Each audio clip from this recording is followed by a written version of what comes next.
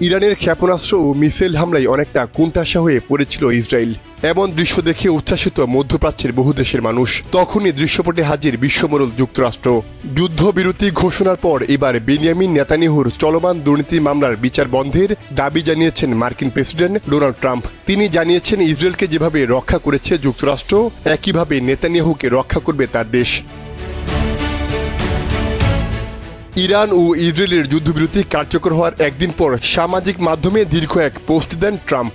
সেখানে নেতানিয়াহুর ব্যাপক প্রশংসা করে তিনি বলেন, নেতানিয়াহুর বিচার অবিলম্বে বাতিল করা উচিত অথবা এই মহান বীরকে ক্ষমা করে দেওয়া উচিত, কেননা ইসরায়েল রাষ্ট্রের জন্য তিনি অনেক কিছু করেছেন। তিনি আরও জানান, তিনি জানতে পেরেছেন আগামী সোমবারই নেতানিয়াহুকে আদালতে হাজিরা দিতে হবে। মার্কিন রিপাবলিকান এই প্রেসিডেন্টের মন্তব্য স্পষ্টভাবে যুক্তরাষ্ট্রের সাম্প্রতিক সেই সহায়তার দিকে ইঙ্গিত করে, যার মাধ্যমে ওয়াশিংটন ইরানের পরমাণু স্থাপনায় ইসরায়েলের অবৈধ হামলার পক্ষে অবস্থান নেয় এবং সরাসরি হামলা চালায়। ধারণা করা হচ্ছে ট্রাম্প তার ঘনিষ্ঠ মিত্র নেতানিয়াহুকে রাজনৈতিকভাবে রক্ষা করতে চাচ্ছেন, বিশেষ করে এমন এক সময় যখন নেতানিয়াহুর সরকার ইসরায়েলের অভ্যন্তরে ও আন্তর্জাতিক অঙ্গনে ব্যাপক সমালোচনার মুখে রয়েছে। গাজায় যুদ্ধ, ইরানে অভিযানের পরিণাম এবং ঘরে বাহিরে ক্রমবর্ধমান ব্যাপক চাপে রয়েছে নেতানিয়াহু সরকার।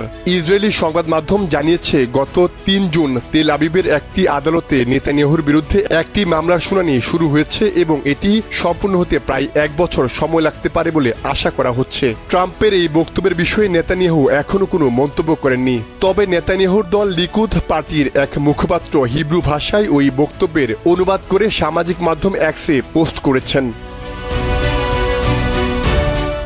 ২০১৯ সালে নেতানিয়াহুকে ঘুষ, জালিয়াতি ও আস্থা ভঙ্গের অভিযোগে অভিযুক্ত করে ইসরায়েলি আদালত। এরপর তার বিরুদ্ধে ৩টি ফৌজদারি মামলা ২০২০ সাল থেকে শুরু হয়। তবে সব অভিযোগ অস্বীকার করে নিজেকে নির্দোষ দাবি করে আসছেন নেতানিয়াহু। সাইমুল হক খান, সময়ের আলো।